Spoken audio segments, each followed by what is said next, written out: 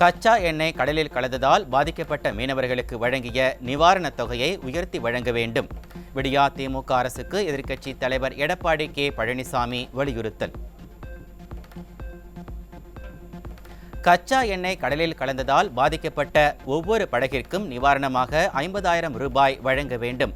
கட்டுமரத்திற்கு 20,000 ரூபாயும், மீன்பிடி வலைக்கு 25,000 ரூபாயும் நிவாரணமாக வழங்க விடியா அரசுக்கு எதிர்க்கட்சி தலைவர் எடப்பாடி கே பழனிசாமி வலியுறுத்தல். நிவாரணத்தை உயர்த்தி வழங்க கோரி போராடிய மீனவர்களை கைது செய்த விடியா திமுக அரசுக்கு கண்டனம். மீனவர்கள் மீது போடப்பட்ட வழக்குகளை உடனடியாக திரும்பப் பெற எதிர்க்கட்சி தலைவர் எடப்பாடி கே பழனிசாமி வலியுறுத்தல். அதிமுக பொதுச் செயலாளர் எடப்பாடி கே பழனிசாமியுடன் எஸ்டிபிஐ கட்சியின் தலைவர் நிர்வாகிகள் சந்திப்பு. ஜனவரி 7ஆம் தேதி மதுரையில் நடைபெறும் மதச்சார்பின்மை பாதுகாப்பு மாநாட்டில் பங்கேற்க அழைப்பு. சென்னை வானகரத்தில் நாளை கூடுகிறது அஇஅதிமுக செயற்குழு மற்றும் பொதுக்குழு. கூட்டம் நடைபெறும் இடத்தில் முன்னாள் அமைச்சர்கள் ஆய்வு.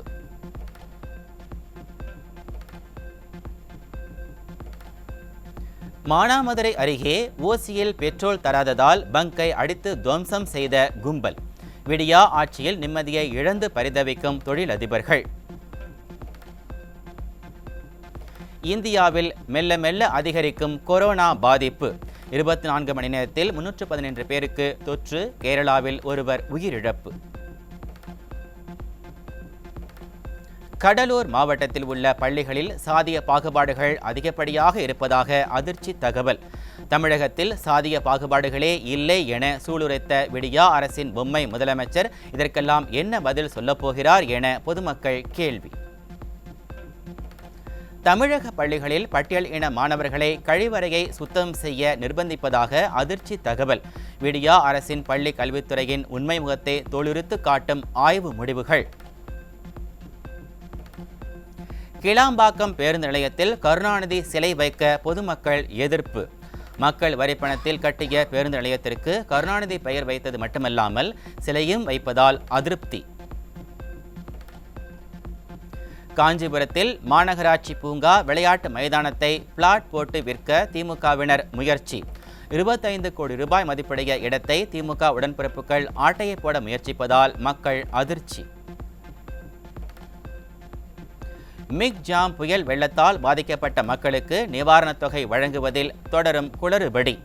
ரேஷன் அட்டை இல்லாதவர்கள் விண்ணப்பிக்க கடைசி தேதியை விடியா அரசு அறிவிக்காததால் பாதிக்கப்பட்டவர்கள் அலைக்கழிக்கப்படும் அவலம்.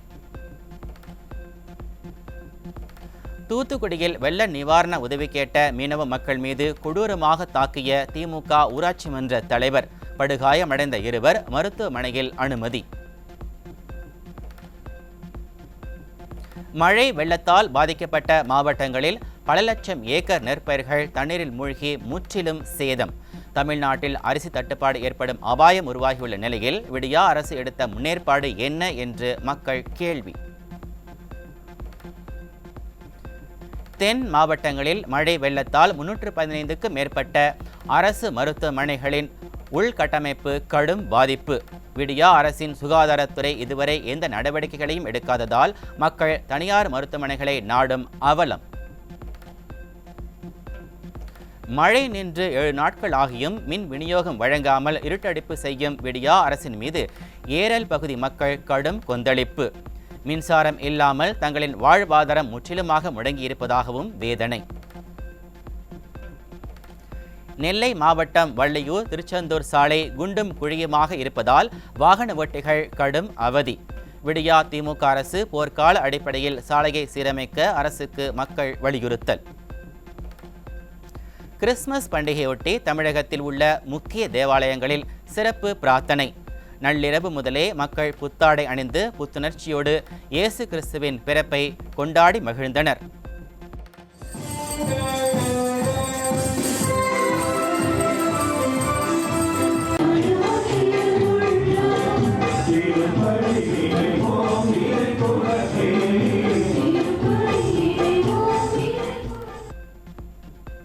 உலகம் முழுவதும் கிறிஸ்துமஸ் பண்டிகை கோலாகல கொண்டாட்டம்.